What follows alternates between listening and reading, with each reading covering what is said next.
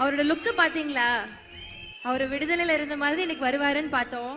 பார்த்தா வேற மாதிரி ஸ்வாகா ஸ்டைலா வந்திருக்காரு. சார் ரொம்ப அழகா இருக்கீங்க சார்.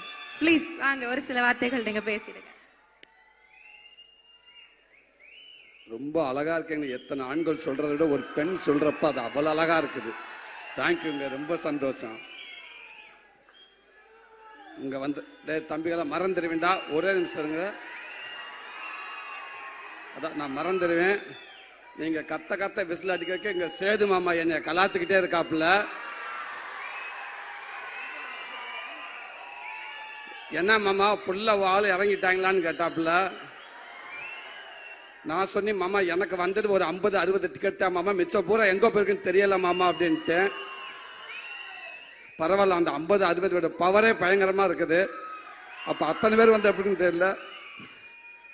தேங்க்யூ தேங்க்யூ அன்பு தம்பிகளா. இங்க வந்திருக்கிற விடுதலை குடும்பத்தார்கள் அனைவருக்கும், பத்திரிகை நண்பர்களுக்கும், மீடியா நண்பர்களுக்கும், அன்பு தம்பி தங்கைகளுக்கும், அன்பு ரசிகர்கள் உங்களுக்கும் எங்க விடுதலை டீம் சார்பாக ஒரு பெரிய நன்றியை சொல்லிக்கிறேன்.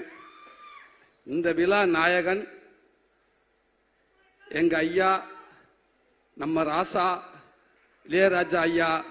இந்த விழா மட்டும் கிடையாது, இந்த பாடல் விழா மட்டும் கிடையாது. பாடல் விழாவாக இருக்கட்டும், காது குத்து விழாவாக இருக்கட்டும், கோவில் விழாவாக இருக்கட்டும், திருமண விழாவாக இருக்கட்டும், எந்த விழாவாக இருந்தாலும் கடந்த 49 வருஷம் அவர் தான் ஒரே நாயகன். எல்லாத்துலேயுமே அவர் தான் இருந்திருக்காரு. அந்த வேலையெல்லாம் பார்த்துட்டு வந்து நைட்டு கை கால் வலியோட வந்து படுத்து கிடக்கிறப்ப, அசஞ்ச அப்படி படுத்து கிடக்கிறப்ப அப்படியே எதிர்த்த வீட்டில் ஜன்னல லேசாக பாட்டு கேட்கும், ஐயாவோட பாட்டு. அப்படியே மெல்ல போய் அந்த வீட்டுக்காரனை கதவை டொக் டொக் 2 தட்டு. என்ன பாண்டுவேன், லேசாக அதை ஓப்பன் பண்ணி விடுங்கண்ணே, புண்ணியமாக போ, இந்த கதவை கொஞ்சம் திறங்கனேன்டுவேன். அப்படியே காற்று வந்து மேலே அடித்த மாதிரி அவருடைய வரிகள், அந்த பாட்டு வந்து நம்மளை அப்படியே தட்டி எழுப்புவோம். அந்த பாட்டு சத்தத்தை கேட்டு அப்படியே படுத்துட்டோம்டா, பக்கத்தில் ஒரு தாய் ஸ்தானத்தில் அவரோட பாட்டெல்லாம் வந்து நமக்கு ஆறுதல் கொடுக்கும். டேய் டேய் கவலைப்படாத கவலைப்படாத, எல்லாம் சரியாயிடும் சரியாயிடும் சரியாயிடும், சரியா வாங்கடா வாங்க, நல்லா இருப்பேங்கடா, எல்லாம் சரியா, வலியெல்லாம் போயிடும் அப்படின்னு சொல்கிற மாதிரி இருக்கும். அந்த வலி எல்லாம் அப்படியே பறந்து ரொம்ப தூரமாக போயிடும். அது மறுநாள் காலை எழுந்திரிச்சு ஒரு தைரியமாக ஓடுவோம். பெரிய ஒரு நம்பிக்கையை கொடுத்துச்சு. அப்படிப்பட்ட ஒரு மாபெரும் இசை கலைஞன், இசை கடவுள் அப்படின்னு சொல்லலாம். உலகத்தில் இசை மருத்துவர், தலை சிறந்த இசை மருத்துவர்னு சொல்ல இப்படி சொல்லிக்கிட்டே போகலாம். எவ்வளவு வார்த்தையில் சொன்னாலும் பொருந்தக்கூடிய ஒரே மனிதர் எங்கள் ஐயா அவர்கள் தான். நேற்று ஒரு ஈவினிங் போல் ஒரு ஃபோன் வந்துச்சு எனக்கு. ஒரு IPS அதிகாரி, ரொம்ப உயர் போஸ்டிங்கில் இருக்கக்கூடியவர்.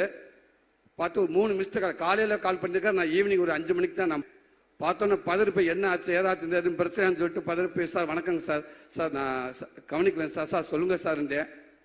என்னங்க அந்த மனுஷன் பாட்டு போட்டிருக்காரு, என்னங்க பாட்டு சார் சாண்டு, அந்த தென்னந்தனமும் பாட்டு கேட்டீங்க, எத்தனை தடவை நான் கேட்டேன்னே தெரியலைங்க எனக்கு. எங்க உண்மைக்கு தொலைக்குதுங்க. அப்படி ஒரு பாட்டு கேட்டுட்டே இருக்கீங்க. உலகத்தில் எல்லாத்துக்கும் ஒரு ஆப்ஷன் இருக்குங்க அந்தந்த காலகட்டத்தில். ஆனால் ஆப்ஷன் இல்லாத ஒரே ஆப்ஷன் இளையராஜா ஐயா மட்டும்தாங்க. அவருக்கு ரீப்ளேஸ்மெண்ட் யாருமே கிடையாதுங்க, அது அவர் மட்டும்தாங்க அப்படின்னு சொல்லுவாங்க. ரொம்ப சந்தோஷமா இருக்குங்க ஐயா. வாழ்க்கையில் மிகப்பெரிய பதிவு சமீபத்தில் எனக்கு நடந்துச்சு. ஒரு 10 நாளைக்கு முன்னாடி அந்த பாடலை வெளியீட்டு விழா அன்னைக்கு சாரோட ஆபீஸுக்கு போகிறப்ப நான் ஃபர்ஸ்ட்லேயே வந்துட்டேன். அங்கே யார் இருக்கான்னு கேட்டேன். யாருமே இல்லை, இளையராஜா ஐயா மட்டும்தான் இருக்காங்க அப்படின்னு. டிரைவர்கிட்ட டக்குன்னு வண்டி ஓரங்கட்டு அப்படின்ட்டேன். வெயிட் பண்ணு, அதாவது வந்ததுக்கப்புறம் போகலாம் அப்படின்னு. சொக்கலிங்க பொங்காளி வாங்க வாங்க போ அப்படின்றாரு. சும்மா இருங்க, அவர் மட்டும்தான் இருக்காருண்டு. ஏன்னா அவர்கிட்ட போய் உட்காந்து பேசுறதுக்கு எனக்கெல்லாம் நம்மள ஒரு ஆளே இல்லை. இருந்தாலும் யாராவது வரட்டும் அப்படின்ட்டு இப்போ பயத்திலே இருந்தேன். சீக்கிரம் வாங்க, சேது வந்துட்டார், பேசிக்கிட்டு இருக்காருன்னு சொன்னாங்க. உடனே விட்றா வண்டியா அப்படின்ட்டேன். வேகமாக வந்து உட்காந்துருந்தேன். ஐயா கிட்ட ஆசீர்வாதம் பக்கத்தில் உட்காந்துருந்தேன். அடுத்து வெற்றிமாறன் வந்தார்.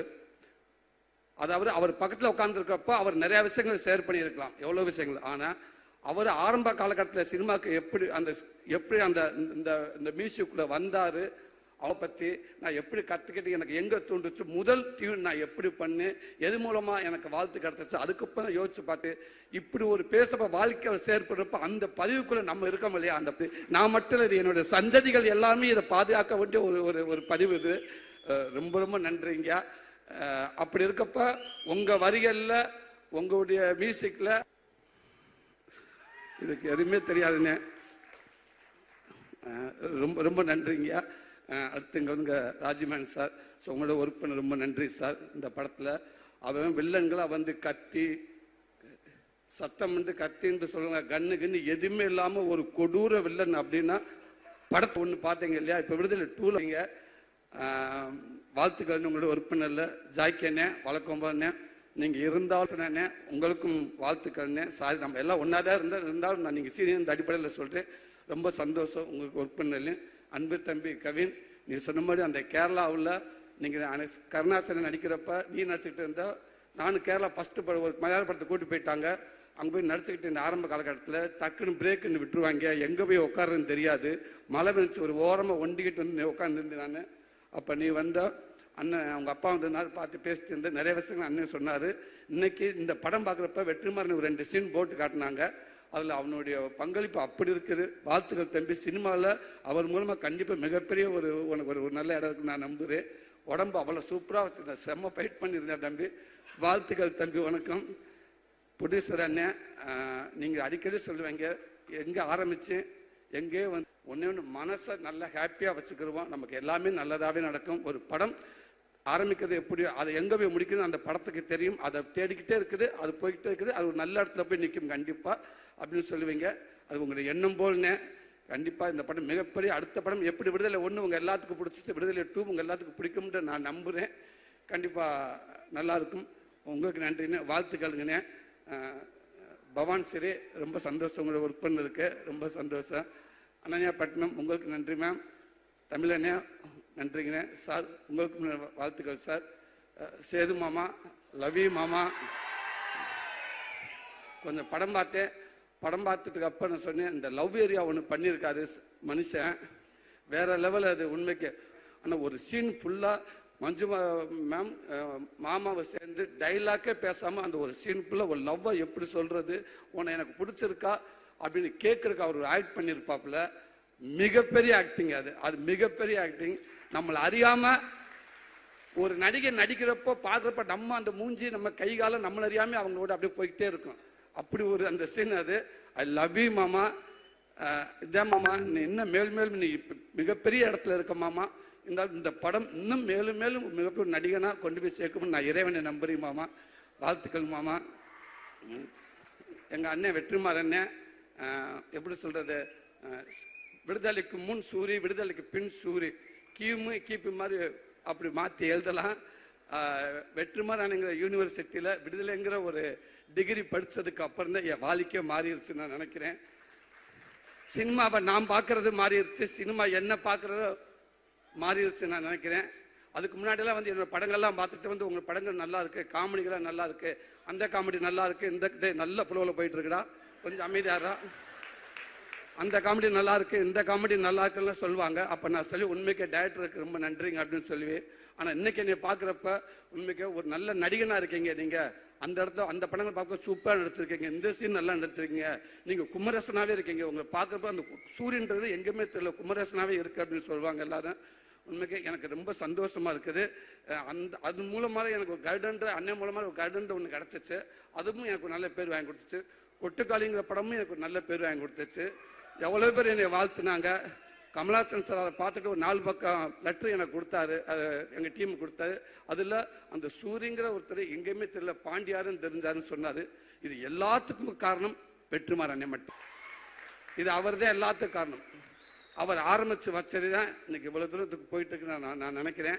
இதை நான் முடிஞ்ச அளவுக்கு நான் ஒரு நல்ல பேரோட நான் கொண்டு போயிருக்குன்னு நான் நினைக்கிறேனே, நான் நம்புறேனே. ரொம்ப ரொம்ப சந்தோஷங்கண்ணே. மாஸ்டர் ரொம்ப ரொம்ப சந்தோஷங்கண்ணே. Master same to you master. உங்களுக்கு பீட்டர்கன் மாஸ்டர் ரொம்ப நன்றி மாஸ்டர். அவளை கஷ்டப்பட்டு ஒர்க் பண்ணீங்க, நானும் கஷ்டப்பட்டு ஒர்க் பண்ணீங்க, நானும் கஷ்டப்பட்டேன். அதில் ஆமாம்மா, அந்த கிளைமேக்ஸில் ஒரு 15 திருப்பி அந்த தையலும் பிரிஞ்சு போச்சு. திருப்பி போனேன், திருப்பி 4 தையல் போட்டாங்க. திருப்பி பிரிஞ்சிருச்சு. திரும்பி அங்கே போகலான்னு சொக்கலிங்க கேட்குறப்ப சொக்கலிங்க சொன்னார், அந்த டாக்டர் கொன்னே இப்படி மனுஷன், வேறு ஹாஸ்பிட்டலுக்கு போகலாம் அப்படின்றாரு.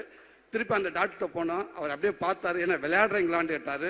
இல்லைங்க இதை கேட்குறாந்த பீட்டர் மாஸ்டருக்கு அவர்கிட்ட போய் கேளுங்க அப்படின்னு. இவ்வளோ வேலையில் உட்காந்துருக்க போய் அசிஸ்டன்ட் சொல்லிக்கிட்டே இருப்பேன், தயவு செய்து வீட்டில் எது ஃபோனுக்கு வந்து எதுவும் சொல்லிடுறாங்கடா, எதுவும் சொல்ல வேணாம் அப்படின்னு சொல்லியிருந்தேன். அதை மீறி ஃபோன் வந்துக்கிட்டே இருந்துச்சு. டேய் சுரேஷ் நீ எதுவும் சொன்னியா? நான் சொல்லலை சார். டே நீ சொன்னியா? நான் சொல்லலை. ஏன் அப்போ ஃபோன் மாற்றி மாற்றி அடிச்சுக்கிட்டே இருக்கா? நாங்கள் சொல்லவே இல்லை சார். ஃபோன் வந்துச்சு சார், திருப்பி ஃபோன் வருது, கொடு. என்னம்மா ஏங்க அப்படி பண்ணுறீங்க? சொல்லவே மாட்டேங்கிறாங்க. நான் தான் சொல்லவே நான் சொல்லியிருந்தேன். உனக்கு எப்படி தெரியும்?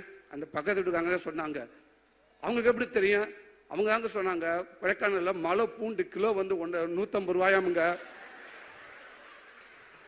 தக்காளி 200 ரூபாயாங்க, சின்ன வெங்காயம் இருக்குங்க, இந்த கொம்பு தேன் இல்லை அதெல்லாம் கொம்பு தேனும் மலை பூண்டை வை அப்படின்னு. இதுதாங்க எங்கள் வீட்டில் இருக்க இது இதுதான் வாழ்க்கை முடிஞ்சு போச்சு. ஸோ அப்படி ஒரு பெரிய நினைவுகளை கொடுத்துக்கிட்டே இருக்கீங்க மாஸ்டர். அடுத்தடுத்து உங்கள்கிட்ட ஒர்க் பண்ணிட்டு நினைக்கிறேன் master. Thank you master, thank you master. இவ்வளோ நேரம் எனக்கு ஒரு நல்ல ஒரு வாய்ப்பு கொடுத்தீங்க. இப்படி